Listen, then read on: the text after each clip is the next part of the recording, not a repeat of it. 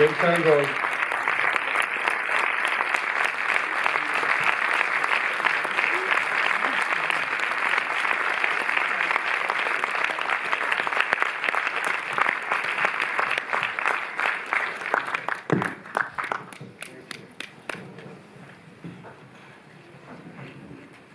Bonjour à tous, bonjour aux membres du casting qui sont dans la salle et que j'ai repérés, Charlotte de Turckheim, on l'a déjà vu, Marie-Antoinette, salutations à Lambert Wilson, Lafayette. Merci infiniment d'être avec nous, Lambert. Quelques discussions avec James Ivory, je l'ai mené avec Wafa Ghermani qui travaille à la Cinémathèque et qui elle est vraiment une spécialiste de l'œuvre, et Pierre Hodgson nous fera l'amitié de traduire les propos de M. Ivory. Ma première question, elle est toute simple, c'est votre choix. C'est-à-dire que quand on a commencé à parler de cette rétrospective, on vous a demandé quel est le film que vous aimeriez montrer ou revoir avant cette conversation à la Cinémathèque. Donc est-ce que je peux simplement vous demander pourquoi ce choix, pourquoi vous teniez particulièrement à ce que nous revoyions Jefferson in Paris en 35 mm? Well, mainly because it was a French film made in Paris. I thought that was a very good reason. Un film français fait à Paris, c'est déjà une bonne raison. But also because it's a favorite film of mine. It's not well known. It's not well known in America or England, and not even that well known here, I think. C'est un de mes films préférés. Il n'est pas très connu, ni aux États-Unis, ni en Angleterre, ni même ici, je pense. And then I knew I was going to see it on a big screen. It's the kind of film you want to see on a big screen. I haven't seen it in a while, and I just thought that would be a good idea. And it was quite a controversial movie when it came out, in many ways. Donc la dernière raison, c'est évidemment un film à voir sur grand écran. Et moi, je voulais le voir sur grand écran, ce que je n'avais pas pu faire depuis très longtemps. C'est un film qui a été assez controversé à sa sortie. And strangely, I say strangely because we're not thought of as people who make political films. It was really our first big, well, it was our second big political film. And I liked showing it just for that reason. It's quite pertinent to today. Et il y a peut-être une autre raison aussi, c'est qu'on ne pense pas à nous comme étant des réalisateurs politiques, et c'est pourtant notre deuxième grand film politique, et je pense pertinent aujourd'hui. Quel était le premier? My first what? The other political film. It's In Custody, Ismail's film In Custody. L'autre film était In Custody, en prison, donc un film réalisé par Ismail Merchant. Which, though it's about, and that film, and I hope you'll see it, is about an Urdu poet today who can't find a publisher anymore, and who's hardly remembered anymore, because the literary language, the Urdu, was beginning to go out of style in India, and in time that was like the first phase of the problems that Muslims have today in India.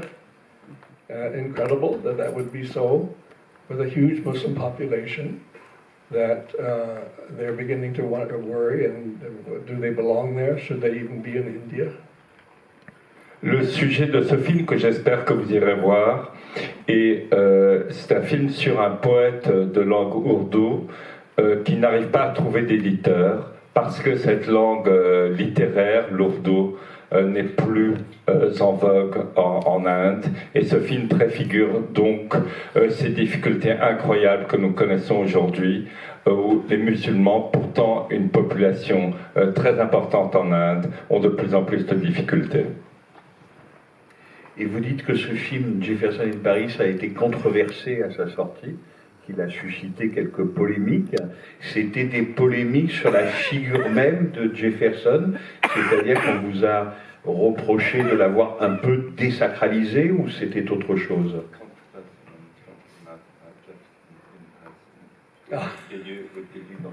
That is so interesting. As I said in the titles at the end, everybody knew about Jefferson's Dusky Sally and her brood, as it was called in the newspapers, when he was running for president the second time. Everybody knew about it. And it was not even that much of a scandal in those days, around 1800.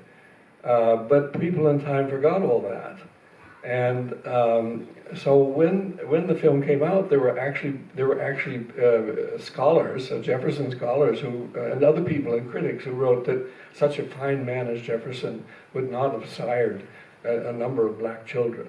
Things like that. They actually wrote these kinds of things in the paper, and it was thought, I mean, because he is the sort of god of the Democratic Party, to which I myself belong, as you probably know, that we would slight the founder of the Democratic Party in such a way as to say that he had a little sort of brood of bastard children from his black mistress. Donc all that was written. La question est vraiment très intéressante parce que à l'époque du deuxième mandat, de la deuxième élection de Jefferson, tout le monde savait, c'était une notoriété courante, qu'il avait une maîtresse qu'on appelait Dusky Sally, Sally la métisse, et qu'il avait eu des enfants d'elle, on appelait sa marmaille. Mais les gens l'ont oublié avec le temps. Et quand ce film est sorti, il y a eu des historiens et des critiques qui ont dit et écrit que jamais un homme aussi admirable que Jefferson aurait eu des enfants d'esclaves. Et on m'a même accusé, moi qui suis membre du Parti démocrate, comme vous devez le savoir, de vouloir dénigrer le Parti démocrate en dénigrant son fondateur. And then, shortly after that, there was the whole, we could call them, say, almost practically a miracle of the DNA. And Sally's descendants were tested for their DNA, and they dug up some uncle of Jefferson's out of a graveyard in Virginia and tested a bone in his leg, I think. And it was found, in fact, that all this was absolutely true. So. Sauf que peu après la sortie du film, il y a eu le miracle, on peut dire, de l'ADN. Et donc, ils ont testé l'ADN des descendants de Sally. Et ils ont déterré un oncle de Jefferson d'un cimetière en Virginie. Ils ont prélevé un bout de son fémur, je crois. Et ils ont prouvé que les descendants de Sally étaient bien des membres de la famille Jefferson.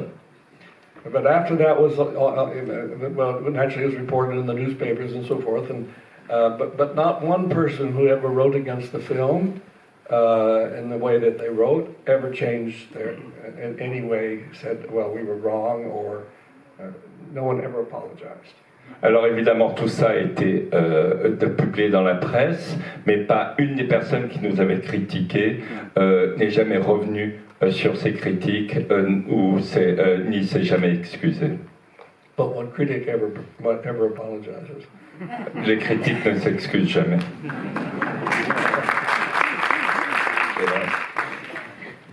Et alors, moi, ma question, c'est le sujet est assez étonnant et original de votre part, parce que certes, vous avez une cinématographie qui est très travaillée par le passé, mais jusque-là, on avait l'impression d'une fascination pour la fin du 19e jusqu'aux années 30, et c'est à la fois la première fois que vous remontez si loin dans le passé, et qu'en plus vous vous attachez à un personnage réel. Donc comment vous est venue cette idée, et comment vous avez travaillé en fait sur ce scénario?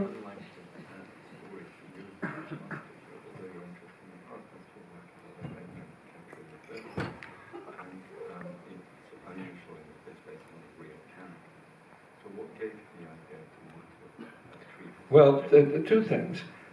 First of all, from when I was a child, I was very, very interested in France and the French Revolution and all of that. And by a child, I mean I was 11 or 12 probably.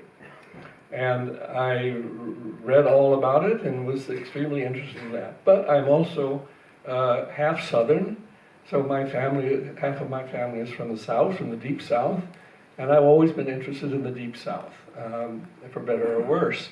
And then a chance came to come later on, and I was a film director and grown up and older, and for these two interests to merge together into one film. Il y a deux explications. La première, c'est que très jeune, à l'âge de 11-12 ans, je suis devenu fasciné par la France et la période de la Révolution française. Mais l'autre explication, c'est que je suis pour moitié quelqu'un de ce qu'on appelle le sud profond des États-Unis. Et donc, il y avait un mariage de ces deux thématiques. And I began to read. Et je me suis mis à lire. Peut-être ce qui m'a beaucoup frappé dans le film, c'est que bien sûr c'est un film historique, ce que disait Wafa, avec un certain faste. Il y a Versailles, il y a des scènes spectaculaires, la scène du ballon dirigeable est magnifique, mais en même temps ce qui me frappe, c'est que comme toujours chez vous, c'est un film d'intimité. C'est-à-dire, oui, c'est un film à grand spectacle, oui, c'est un film en costume, mais les choses les plus importantes, finalement, elles se passent entre deux personnes, dans une chambre, ou dans un bout de jardin, ou dans une promenade dans les bois. Vous aviez tenu à conserver cette intimité-là pour bien montrer que c'est quand même ça qui vous intéressait le plus. Yeah. Well, it had to be that to be interesting. I mean, you had to have these close family, these kind of split love affairs and all the rest of it to make it interesting, and then the relationship between the children and the father, and then the father and his slave Sally and all the rest. I mean, it had to be intimate. I mean, it could not be. I mean, it would mean in a way not exactly nothing if it lacked that, but it would have to have that to have our interest. C'est l'intérêt du film est dans les intimités familiales, dans le rapport à ses enfants et le rapport aux esclaves. Et donc, normalement, vous travaillez énormément aussi en adaptant des romans. Là, est-ce que ça s'est passé exactement de la même manière? Vous avez adapté un livre ou bien de vos lectures, après, avec Ruth Praver-Jabvala, vous avez écrit un scénario en collaboration? It's not an adaptation, no. How did you work on this? With Ruth Praver-Jabvala, how did you work on that? Well, she also did a lot of reading, and she read this account, which is in a book, a biography of Jefferson by a writer named Fawn Brodie in America, which came out some years before we made our film, and we read that book, and everything was in there. I mean, the whole story of Jefferson and Sally, and Sally's background, and all the rest, and the fact that Sally was in fact his sister-in-law. All of that was in Fawn Brodie's book, and as I say, it had been known, all of these facts had been known since the early 1800s when Jefferson ran for president the second time. It was just a story that people knew. And so, but finally, it was written up in a very interesting biography of Jefferson by Fawn Brodie, which of course was deplored by the, other serious biographers. Donc Ruth comme moi, nous avons beaucoup lu et nous sommes tombés sur une biographie extrêmement intéressante de Fawn Brodie qui entre dans tout ce détail de la relation avec Sally et du fait que Sally était en réalité la belle-sœur de Thomas Jefferson et tout ça était déjà connu, mais c'est vraiment ce livre qui a cristallisé nos intérêts et qui a été beaucoup critiqué par l'establishment des historiens. Et du coup, comment vous travaillez ensemble? Est-ce qu'elle écrivait un premier jet, vous reveniez dessus, vous discutiez? Comment ça se passait? Well, we have two ways of working. If we were working from an adaptation of a book, then I would do the first draft. And there would always be a lot of discussion and so on. But I would do the first draft, and then I would give it to her. Then she would work from my draft, but she would also then turn it on its head half the time. And she would take a great many other things that I didn't know anything about. And as a writer, as a fiction writer, she was able to bring to it, not only to the Jacksonville, but to all the stories, her own expertise, her own knowledge and feelings as a fiction writer. And then the second draft would be the one that we would start working with and thinking about. But sometimes I didn't like that draft or her draft, and I would get angry and I would say, where are all those scenes? I told you I wanted those scenes, it's not there, things like that. And then we'd fight over it, and they'd either get put in or they wouldn't be put in.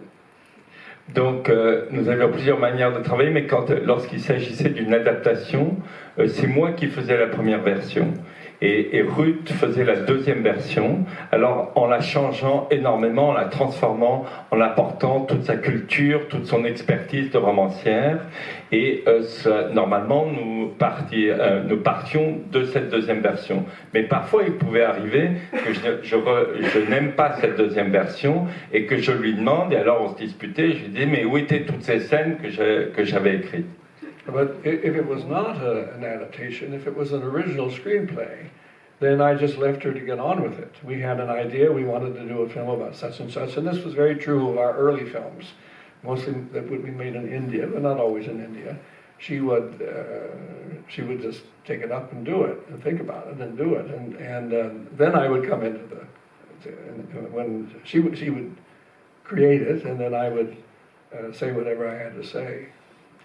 Alors, par contre, quand il ne s'agissait pas d'une adaptation, et c'est le cas notamment de nos films indiens, de nos premiers films indiens, mais pas seulement, alors c'est elle faisait une première version, et moi je lui apportais mes notes. Et ce film-là, donc, est à la fois assez spectaculaire. Il a eu on en parlait à l'instant, un budget un peu plus important, à peu près 14 000, 15 millions de dollars, et malgré tout, il reste assez modeste. Donc comment vous travaillez dans à la fois arriver à donner un film aussi beau, et en même temps, toujours en jouant sur un budget toujours qui restait relativement modeste, même si pour ce film-là, c'était particulièrement plus important que d'habitude.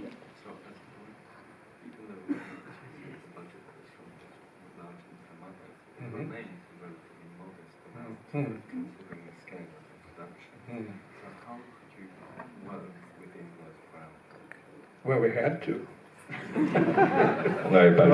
What could I do? I mean, but you know, this was a studio film, basically. I mean, it was not an independent film, really. It was a studio film, and it was a film made by the richest studio. And Disney, and I mean, it never ever came up that we were over budget or anything, because we mainly weren't over budget. And they were absolutely princely, and everything, the way they treated the film in every way. I mean, I can't speak more highly than.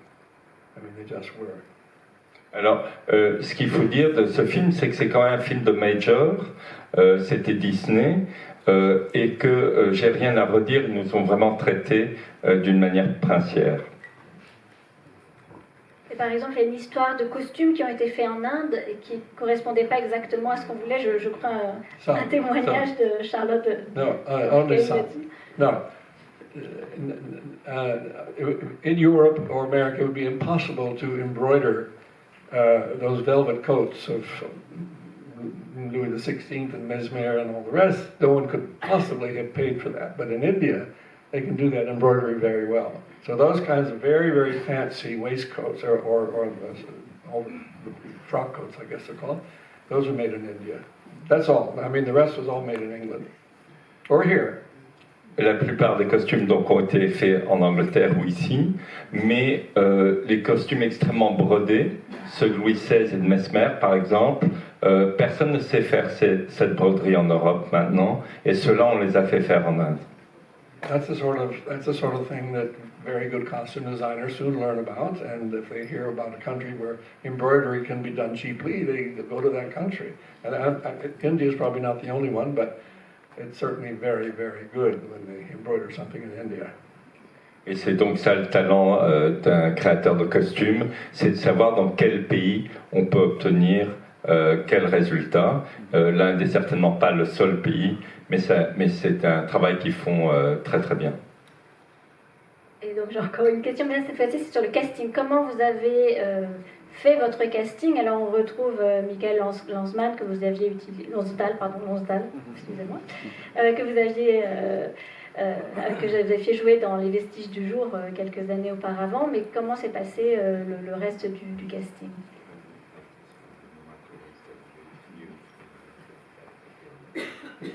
It's interesting. This story was first offered to Christopher Reeve and to play Jefferson. And I thought, in a way, God just put Christopher Reeve on earth to play Jefferson, as to play Basil Ransom in the Bostonians. But he didn't really like so many people. Alors la question est intéressante parce que à l'origine, pour moi, ce rôle était pour Christopher Reeve, comme il a joué Basil Ransom dans les Bostoniennes, mais le rôle ne lui plaisait pas. So we needed a tall, blondish man of that age, and so we took Nick Nolte, and he wanted to do it, and he worked like mad on it and learned all the various kinds of things you had to do to be Jefferson. He was extremely scholarly in his approach to that role. You want to deal with him first? Or? Donc il fallait quelqu'un de très grand, de plutôt clair de teint, et on l'a proposé à Nick Nolte, et son approche a été extrêmement savante. And then there was, I immediately wanted Greta Scacchi. We had worked with her in Heat and Dust, and I thought she'd be perfect for this part. I mean, she is half English and half Italian, and the right age, and beautiful and clever, and so I love her, and so she was cast. And then I want to say, the next thing, I think in the 20th century, the last century, no director had a better Marie Antoinette than I had as Charlotte. Pour moi, Greta Scacchi était une évidence. On avait travaillé ensemble sur Chaleur et Poussière. C'est quelqu'un que j'aime beaucoup. Elle est moitié italienne, moitié anglaise. Elle avait l'âge qu'il fallait. Et je dois seulement dire que je pense qu'au XXe siècle, aucun réalisateur, aucun cinéaste n'a jamais eu une Marie-Antoinette aussi parfaite que moi. And I was equally lucky with my Lafayette, who's sitting here in the first row. Et j'ai eu une chance égale avec mon Lafayette qui est ici au premier rang. I had to have a Lafayette who could speak good English and look right. Il fallait quelqu'un qui avait l'aspect qu'il fallait, qui était bilingue en anglais. And in profile, he really is like the bust by Houdon, rather, of Lafayette. I mean, you put them side by side, it's like the same. Vous pouvez comparer Lambert Wilson de profil avec le buste de Lafayette par Houdin, on ne voit pas la différence. And then there's so many others. James Earl Jones, the son of Jefferson, seemed like a natural. He was the right age. That's about how old he would have been in 1873. Gwyneth Paltrow, it was the first time that it was the first big role she'd ever had. Il y en a tant d'autres. James Earl Jones paraissait une évidence, et pour Gwyneth Paltrow, c'était son premier grand rôle. But maybe most of the French cast were people that many of them that I'd never heard of, I didn't know, and those had been suggested by the French casting director, and then some were English and one or two Americans. Nancy Marchand, who was the abbess, you saw her also in the Bostonians. She was Mrs. Burridge, the aristocratic New York lady. Pour la plupart des comédiens français, je ne les connaissais pas. C'est le travail de la directrice de casting. Il y avait encore quelques acteurs anglais, un ou deux Américains. Nancy Marchand, vous avez aussi vu dans Les Bostoniennes. Et du coup, j'ai une question peut-être plus générale sur vos acteurs et la direction d'acteurs, c'est-à-dire que dans tous vos films, on retrouve un peu ce même mélange, c'est-à-dire de très jeunes acteurs nouveaux venus, comme Helena Bonham Carter, James Wilby, Hugh Grant, des acteurs confirmés, comme Vanessa Redgrave, Maggie Smith, Simon Callow, et des gens aussi que vous utilisez complètement à contre, dans des rôles très étonnants. Par exemple, Hugh Grant, qui était plutôt un acteur de comédie. Et je voulais savoir comment vous dirigez en fait toutes ces différentes personnalités, ces différentes expériences sur le plateau.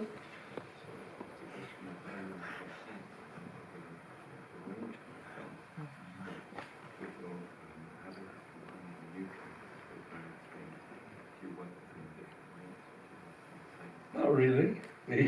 Not really. They either deliver the goods or don't. Je travaille avec tout le monde pareil et ils donnent ce qu'on veut ou ils donnent pas ce qu'on veut. And some very experienced ones can fight you. That's happened to me. I mean, extremely experienced and famous actors and actresses have fought me. Have not wanted to do what I wanted. And you just have to push and push until you get it.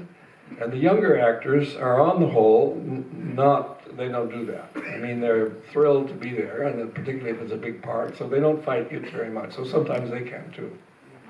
Alors, il peut arriver avec les comédiens plus connus que ça tourne au pugilat, qui refusent de faire ce qu'on demande, et là, il faut insister, il faut s'entêter. C'est une chose qui arrive rarement avec les jeunes comédiens, surtout s'ils ont un beau rôle, car ils sont tellement contents d'avoir le rôle qu'ils résistent peu.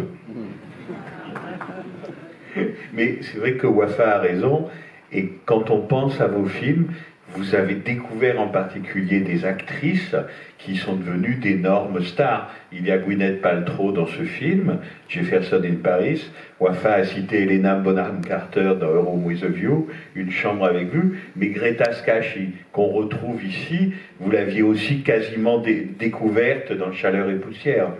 And also Thandie Newton, which we just saw.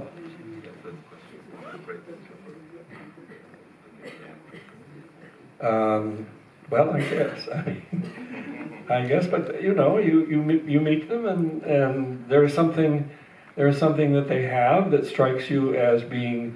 What I look for is an individuality of both looks and personality. That's what I want. It's something that's not just in the usual kind of thing, and which I look for something that's. Well, it's unique. Well, yes, unique is a good word. Unique to that person, and that's what attracts me. C'est peut-être le cas. Ce que je recherche, c'est la personnalité unique, une force de tempérament, quelque chose qui rend les gens différents des autres. Et du coup, souvent, vous leur reproposez des rôles très différents. Par exemple, on peut penser à James Wilby qui va jouer Maurice, et puis ensuite dans Owa's End qui va jouer l'horrible fils Wilcox, par exemple. Ou alors Emma Thompson qui a deux rôles extrêmement différents dans justement Owa's End et les vestiges du jour. Vous faites aussi exprès quand vous pensez à un nouveau rôle pour un acteur, ou vous pensez d'abord au rôle puis à l'acteur, ou à l'acteur puis au rôle?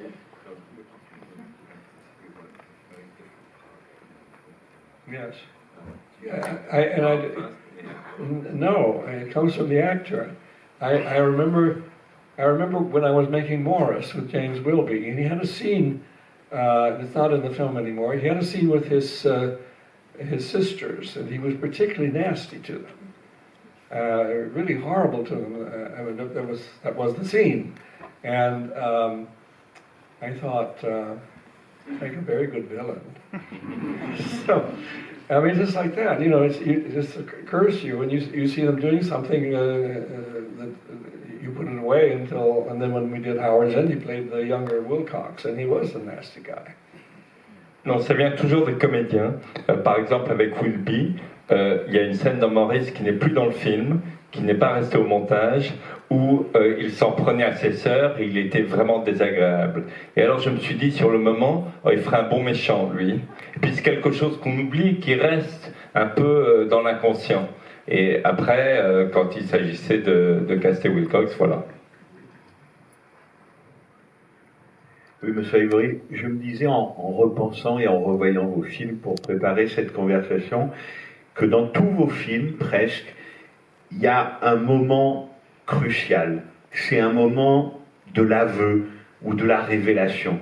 Alors peut-être une des scènes les plus connues, c'est la scène des vestiges du jour, quand Emma Thompson s'aperçoit qu'Anthony Hopkins lit des romans à l'eau de rose, et c'est aussi une façon de lui déclarer ses sentiments. Là, c'est sûrement la promenade entre Jefferson et Greta Scacchi. Et dans A Room with a View, ça serait la scène du baiser sur les collines.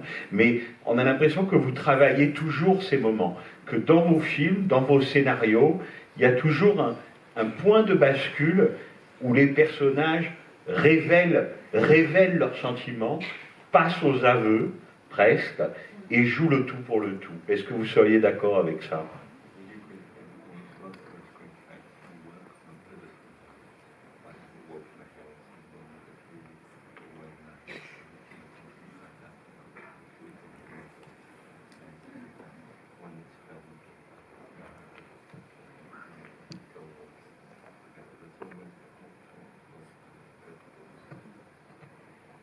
I think those moments come because my screenwriter, Ruth Jabala, was a very accomplished novelist.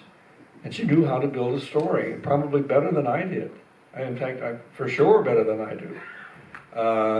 Because when you think, these films, when you first edit these films in a sort of shapeless mass lying there, but those pivotal moments gather everything around them somehow in the editing.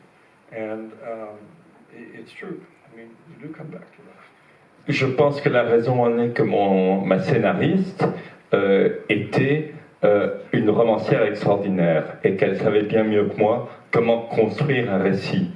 Et donc, quand on arrive au montage, on arrive avec une masse informe de scènes, mais ce travail de construction, ce moment de bascule ressort. Mais d'ailleurs, justement, dans vos films, ces scènes-là, que ce soit le baiser dans toutes les scènes finalement de premier baiser dans vos films, sont souvent des plans plutôt longs.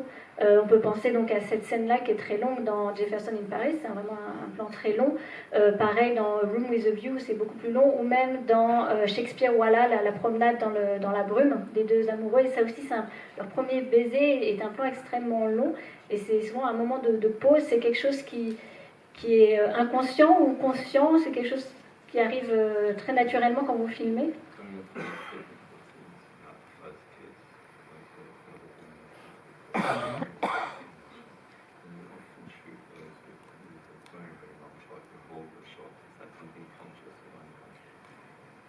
Well, it would be conscious. C'est conscient, bien sûr. But if the scene is going on in a nice way, you hate to cut it. If you don't have to, you let it. But very often you are forced to. You do after a while think, well, this is really going on too long, and other people tell you so, and eventually you give in, but not always. Non, si une scène se passe bien, on a envie de tenir le plan. Et si les choses se gâtent, on a envie de couper. Et parfois, les gens vous disent au montage, ça dure trop longtemps, et on vous oblige à le couper. Et peut-être, on n'a plus beaucoup de temps, mais j'ai quelques... on retrouve des thèmes, en fait, vos films sont à la fois très différents, mais je pense qu'ils touchent beaucoup, c'est quelques thématiques qui reviennent, en particulier la place de la musique. Alors que ce soit à la fois parce que vous avez la musique extra-diégétique, parce que vous avez beaucoup travaillé avec Richard Robbins, ou dans les films, la place du piano, le fait qu'il y ait toujours du piano et que le piano est une place très importante dans l'expression des sentiments ou dans le partage de sentiments ou pour exprimer sa liberté.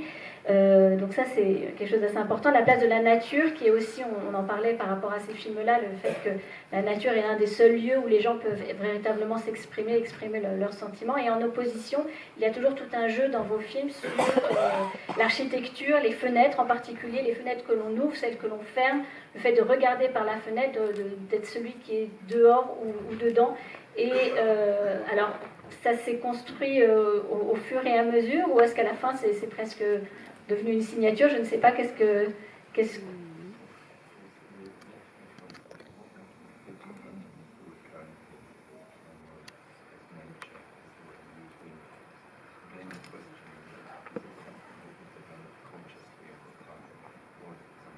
Well, it's something that very often it comes about because of the nature of the set. And the movements on the set are, they are, because the set is the way it is, certain doors, certain windows, certain furniture, it's either day or night, and so on. And you do what is natural on your particular set. So, and I mean, for instance, if it was a night scene, the actors wouldn't move to the window to stand in front of the window to have a scene and look out because they couldn't see anything unless it was brightly lit outside. So it's really the nature of the set that determines the movements of the actors. And when you rehearse the scene, which is always on the day of the shooting, when you rehearse the scene, they just, together, we just find a way that is natural, according to the room would suggest certain movements, and that's what we break it down like that. Alors, it really is the set.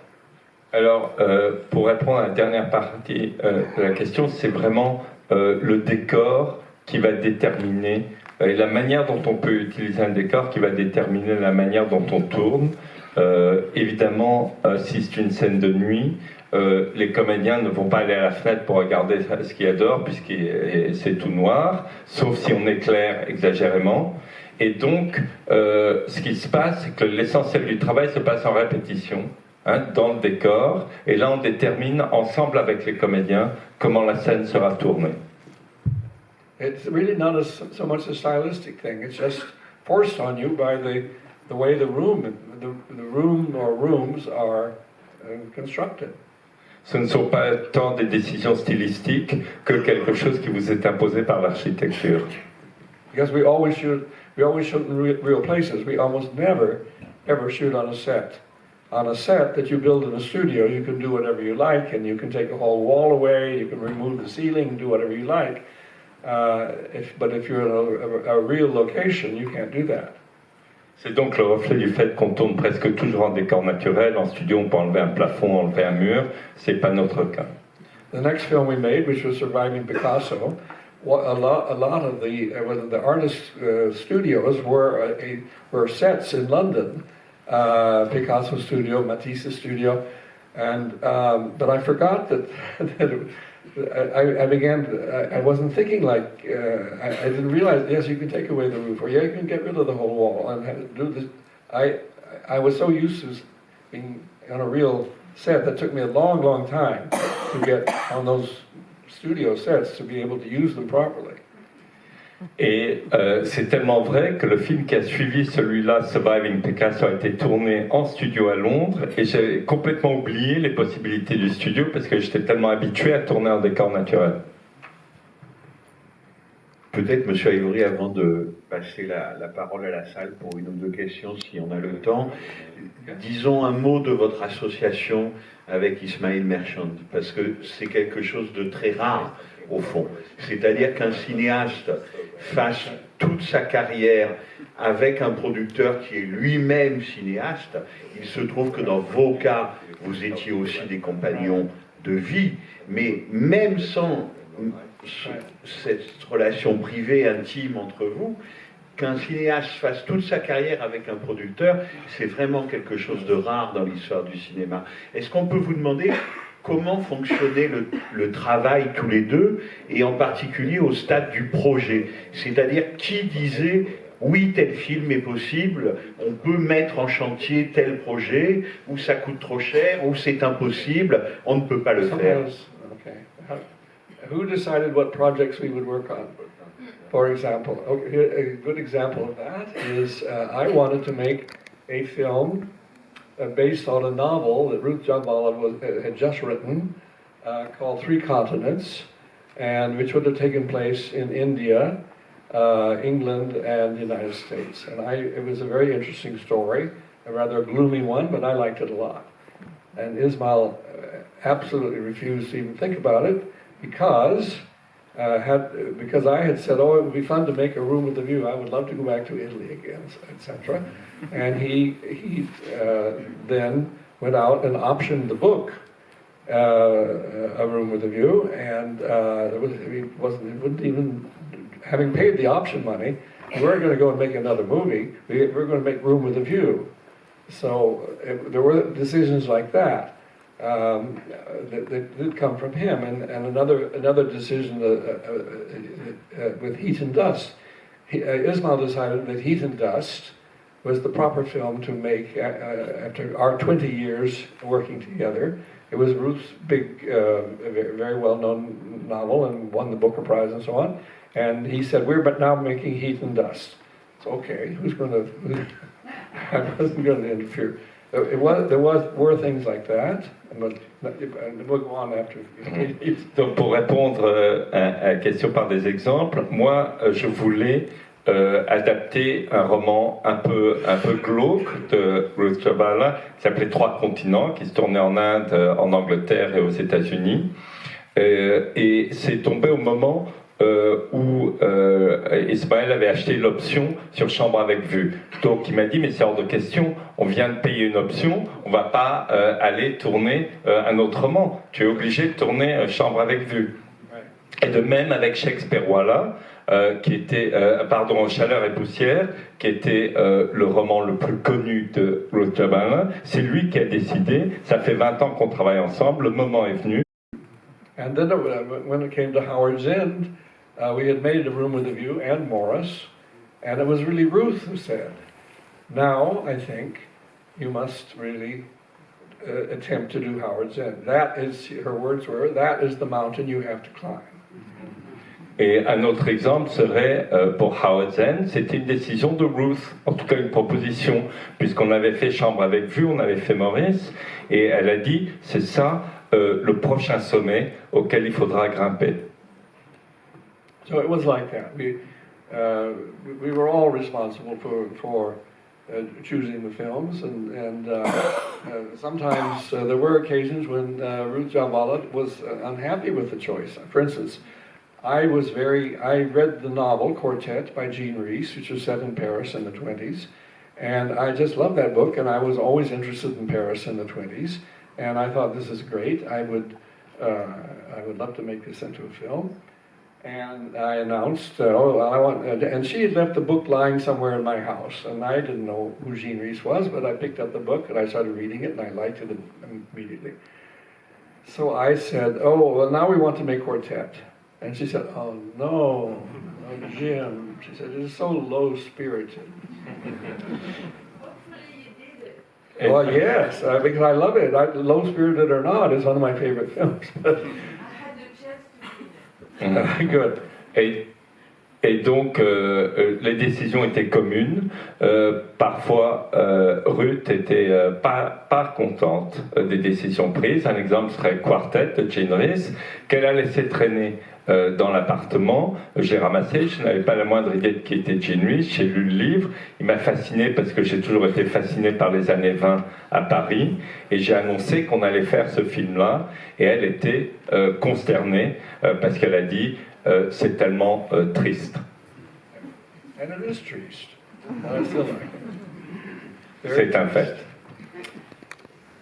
Lambert. What are you working on now, Jim? Sur quoi vous travaillez maintenant? I lost my question. What are you working on now? What Okay, two things I'm working on now. I have just finished a book of memoirs, which I've been writing for years and years and years in little pieces, and they've been put together. And so I've just turned in that manuscript before I left New York. I mean, and then I'm working with Edouard Louis on the end of Eddie. And that is going to be a television, a small television series in the United States. And I'm just about to start that. In fact, I already have started it. Je travaille sur deux choses. Je viens de livrer à mon éditeur un livre de souvenirs sur lequel je travaille depuis des années. Et je travaille aussi avec Édouard Louis sur Eddie Bellegueule, qui sera une mini-série américaine. Alors peut-être une autre question de quelqu'un qui n'est pas dans Jefferson in Paris. Sorry. No. Well, Madame. I mean, I have a good idea for the problem. On va vous amener un micro.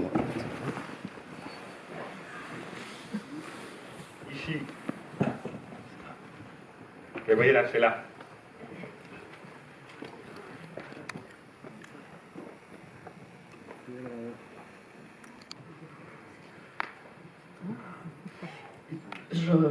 James, ça m'a fait très très plaisir de revoir Jefferson à Paris, et l'intimité de la famille Jefferson m'a évoqué la Soldier's Daughter Never Cries, la fille du soldat ne pleure jamais, un autre personnage américain, un grand écrivain.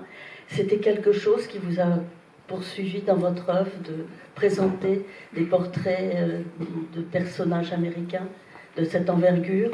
Et aussi, c'est un peu la même atmosphère pour moi qui vous ai connu plus tard, l'atmosphère de Soldier's Daughter Never Cries.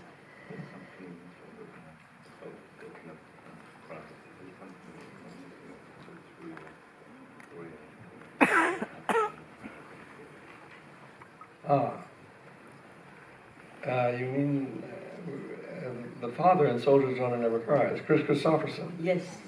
Not really, but I, given the chance, I was happy to do it. I mean,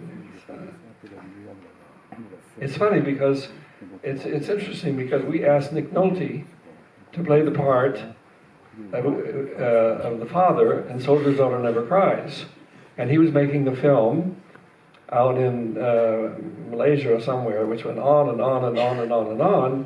And so he was always going to come back, but he never came back, and so we went to Chris Christopherson. Or rather, he came to us. He knew about the script, he liked it, and came to us. Donc c'est intéressant la comparaison parce qu'à l'époque de Soldier's Daughter Never Cries, on avait pensé à Nick Nolte. Et il devait venir tourner le film. Il était pris sur un tournage qui n'arrêtait pas d'être prolongé en Malaisie. Et Chris Christopherson avait vu le scénario et c'est lui qui est venu nous demander s'il pouvait jouer le rôle. Monsieur, toute dernière question. Merci madame d'avoir évoqué Une fille de soldat ne pleure jamais, qui est sûrement pas le plus connu des films de monsieur Ivory et qui est très beau. D'abord, je voulais vous féliciter pour votre Oscar, quand même, déjà. Et puis, je voulais vous dire que... Je voulais vous demander qu'est-ce qui vous avait intéressé, justement, dans l'univers de Forster. Donc, vous avez adapté 3 films qui sont parmi vos chefs-d'œuvre que j'aime énormément. Merci beaucoup. I just... enjoyed those novels so much. I enjoy his writing.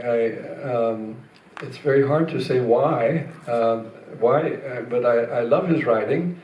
When I first encountered him portrait, it was with the Indian story novel. But then, I don't know, I just began reading his other earlier novels, and I just liked them. I mean, they just appealed to me terribly. I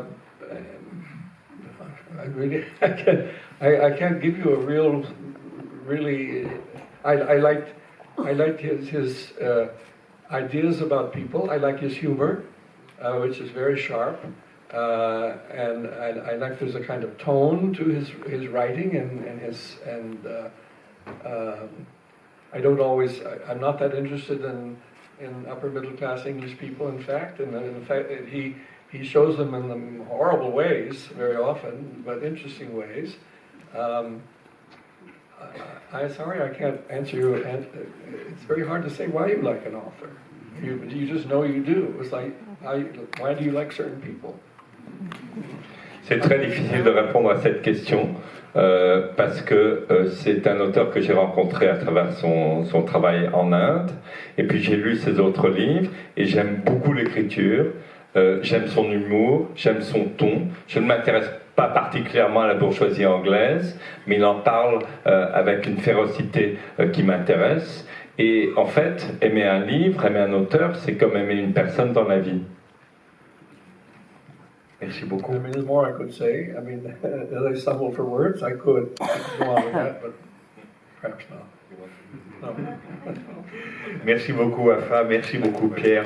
Merci infiniment, monsieur Ivory.